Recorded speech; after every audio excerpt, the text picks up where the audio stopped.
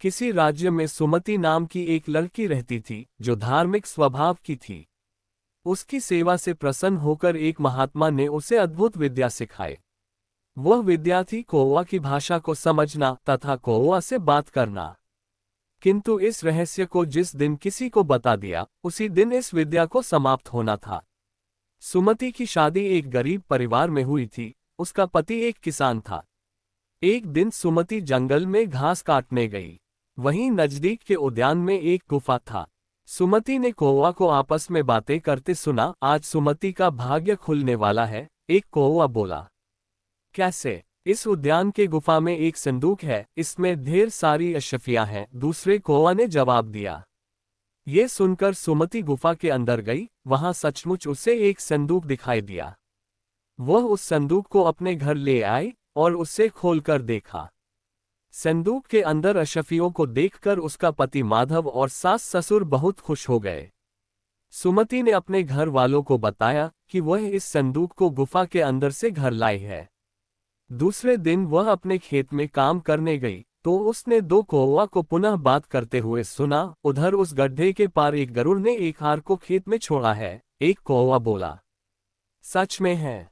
दूसरा कौवा बोला। सुमति गड्ढे के पार गई तो उसे वहां खेत में सचमुच एक हार पड़ा हुआ मिला। वह उसे अपने घर ले आई। हार को देखकर सुमति के घर वालों को शक हुआ। उन्होंने सोचा कि सुमति के चोरों से संबंध तो नहीं है। जब उन्होंने इसके बारे में जानकारी लेनी चाहिए तो कौवा की भाषा वाली बात उसने नहीं बताई, इसलिए उन्होंने सुमति को घर से निकाल दिया। सुमति रोते रोते उस महात्मा की कुटिया में पहुंच गई जिसने उसे काक भाषा को समझने और उनसे बात करने की विद्या दी थी। सुमति महात्मा से बोली, महात्मा जी, मुझसे काक भाषा वाली विद्या वापस ले लो।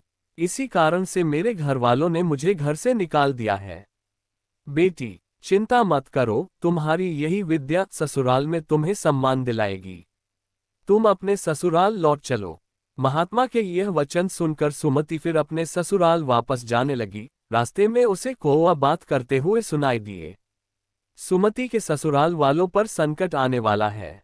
कैसे? दूसरे कौवा ने पूछा। मैंने चोरों को आपस में बात करते हुए सुना। वे कह रहे थे कि आज रात को सुमति के ससुराल वालों के घर चोरी करेंगे। दो कौवा की इस वार्ता को सुनकर सुमति भागी भागी अपने ससुराल पहुंची, लेकिन ससुराल वालों ने उसे घर के अंदर आने नहीं दिया।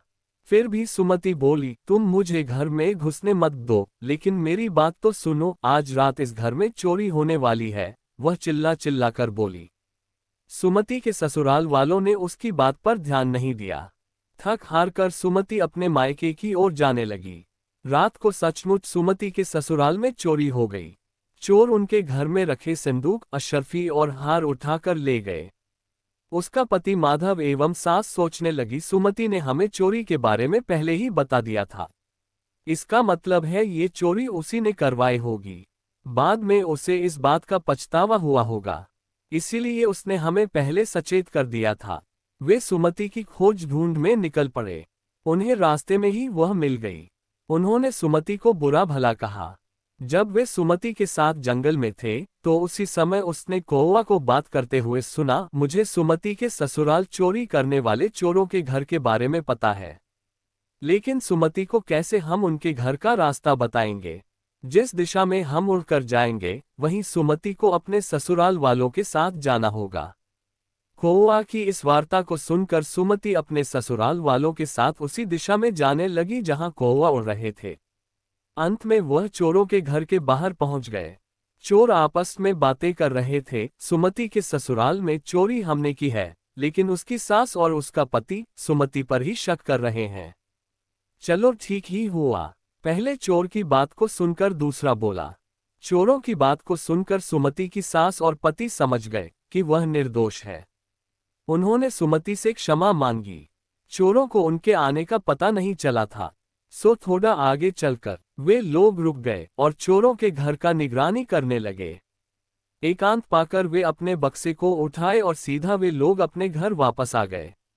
इस प्रकार सुमति के ससुराल वाले फिर धनी हो गए। वे समझ गए कि उनकी बहू के पास जरूर कोई शक्ति है जिससे ये सब ये कर रही है। जब चोरों को पता चला कि उनके द्वारा चुराया हुआ धन सुमति के घर पहुंच गया है, उन्हें बहुत आश्चर्य हुआ। उन्होंने एक चाल चली, वे राजा के पास चले गए।